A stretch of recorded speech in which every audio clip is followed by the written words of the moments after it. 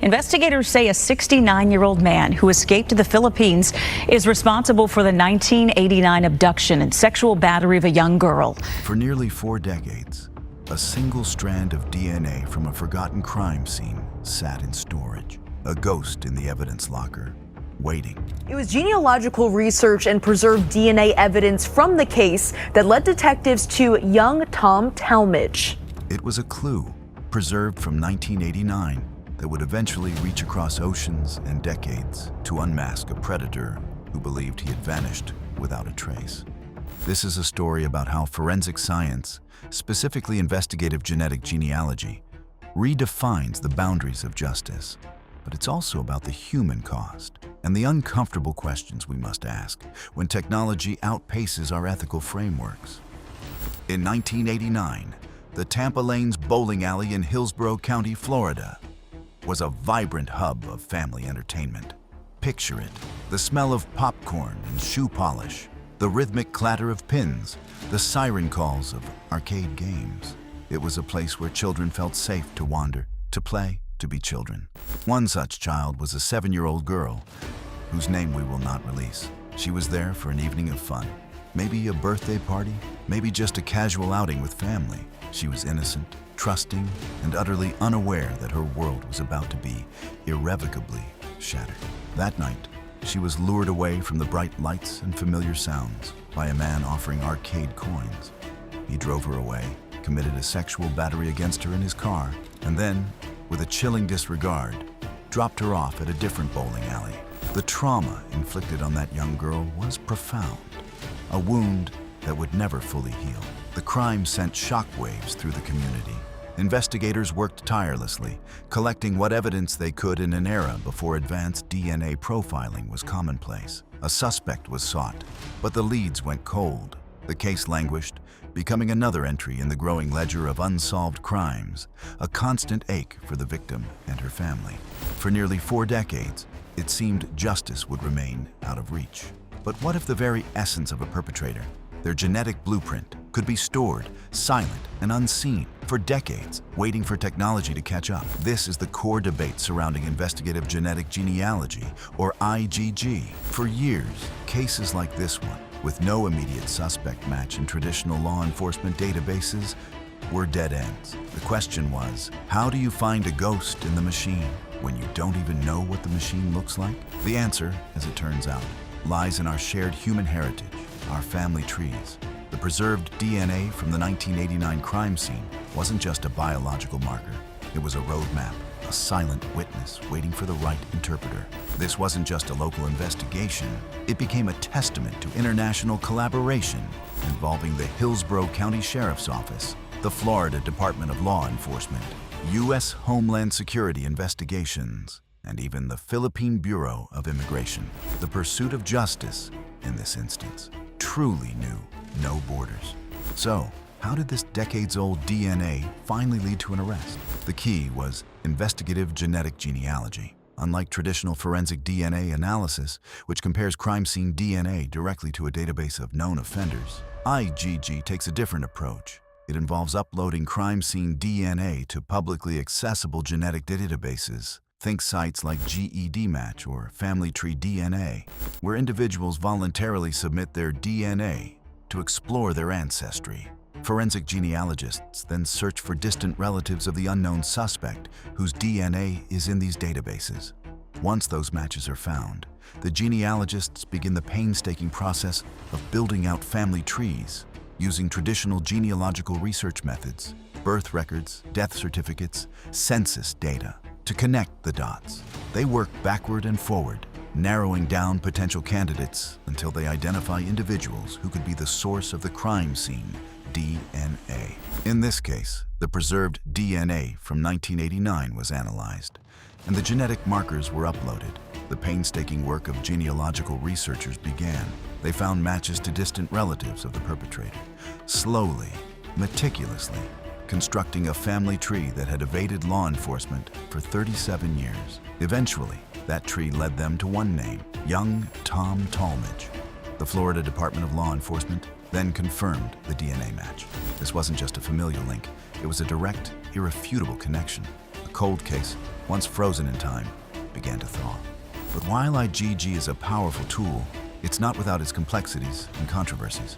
This technology, which can bring closure to victims, also raises significant ethical and legal questions that we, as a society, are only beginning to grapple with. Consider the privacy implications. When you upload your DNA to a commercial database, you're not just sharing your own genetic information. You're also providing clues about your relatives.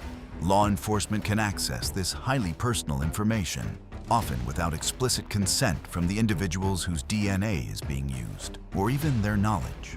It's a legal gray area where the boundaries of individual privacy and public safety are constantly being redrawn. Then there's the potential for false accusations. While DNA matches are incredibly precise, the genealogical process of constructing family trees is still a human endeavor, prone to error. A flawed family tree could lead to a distant relative being mistakenly identified, causing immense distress and potentially derailing an investigation. The legal framework around IgG is still developing, leaving many questions unanswered about Fourth Amendment rights against unlawful searches and seizures. When does a voluntary submission of DNA by one person become an involuntary search of another's genetic data? And we also need to acknowledge the potential for racial bias. Studies have shown a disproportionate number of white victims and suspects in IgG cases that have been solved. This isn't necessarily a flaw in the science itself, but rather a reflection of broader societal inequalities and who is more likely to submit their DNA to these commercial databases. It means that justice, even through this cutting-edge technology, might not be equally accessible to all. Despite these concerns, the evidence in the Hillsborough County case was compelling. An arrest warrant was issued in March 2025 for Young Tom Talmadge. But Talmadge wasn't in Florida. He wasn't even in the United States.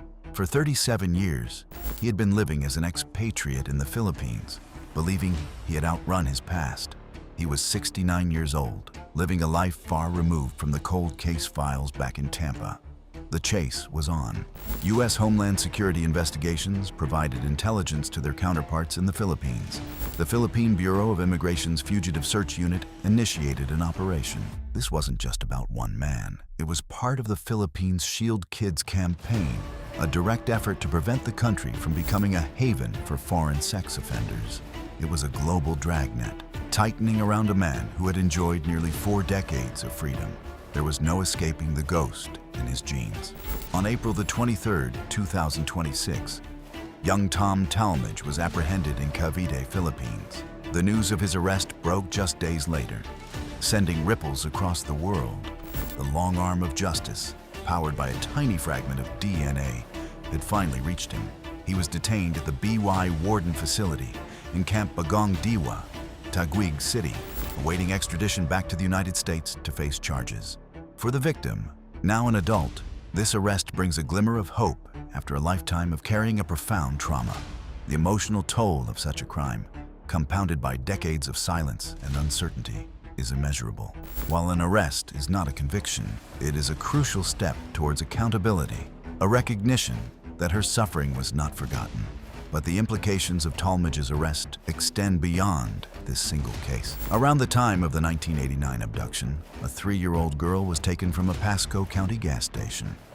Authorities are now investigating a possible link between Talmadge and this other unsolved case. One cold case solved by IgG might just crack open another, revealing a pattern of behavior that remained hidden for decades. This suggests Talmadge may not have been a one-time offender, but potentially a serial predator. This case is a stark reminder of the relentless march of forensic science. It demonstrates how a single, microscopic piece of evidence, once considered insufficient, can, with time and technological advancement, become the key to unlocking decades of mystery. It offers hope to countless victims and families living with the agonizing uncertainty of unsolved cold cases. However, it also forces us to confront the ethical quandaries inherent in such powerful technology. How do we balance the pursuit of justice with the fundamental right to privacy? What are the long-term societal impacts of a world where our genetic information can be used in ways we never consented to? The conversation around IgG is far from over, and cases like Young Tom Talmadge's highlight both its incredible potential and its profound challenges. It's a testament to human ingenuity, but also a call for careful consideration as we navigate this new frontier of forensic investigation. The ghost in the genes has been identified, but the story of how we use this powerful tool is still being written. The cold case of 1989 in Hillsborough County reminds us that while justice can be delayed, it is not always denied. If you're interested in other cases where advanced forensic techniques brought long-awaited resolution, check out our other videos. And for another deep dive into the ethical tightrope walked by forensic scientists, don't miss our upcoming episode. Until then, keep questioning the evidence and stay curious.